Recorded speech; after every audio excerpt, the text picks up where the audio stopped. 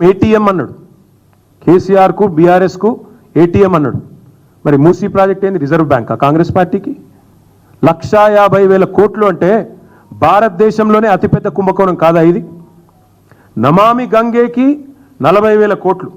ఇంకా మీకు చెప్పాలి, ఇంకా ఉన్నాయి వేరే ప్రాజెక్టులు కూడా తెప్పించిన. ఇగో ఇది Sabarmati river front. Sabarmati river ఫ్రంట్కి మొత్తం ఖర్చు అది 38.5 కిలోమీటర్లు సాబర్మతి రివర్ ఫ్రంట్. దానికైనా మొత్తం ఖర్చు 7,005 కోట్లు, ఇప్పటికీ 7,050 కోట్లు. ఇంకా కొద్దిగా పని మిగిలిందట, 2005లో చాలా అయింది, ఇంకా నడుస్తున్నది.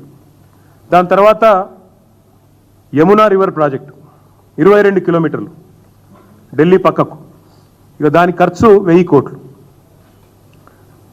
ఇంకా నడుస్తుంది అది కూడా. ఇక దానికంటే ముఖ్యమైనది మీకు కావాల్సింది ఇక గంగా. ఇప్పుడే చెప్పినా నేను మీకు, ఇప్పటికీ ఖర్చు అయింది నమామి గంగేలో 20,000 కోట్లు, ఇంకా 20,000 కోట్లు ఖర్చు అవుతుంది అనేది వాళ్ళ అంచనా. థేమ్స్ నది కూడా ఏదైతే ముఖ్యమంత్రి చెప్తున్నాడో అది కూడా మొత్తం ఖర్చు పెట్టింది వాళ్ళు దాదాపు 40,000 చిల్లర కోట్లు.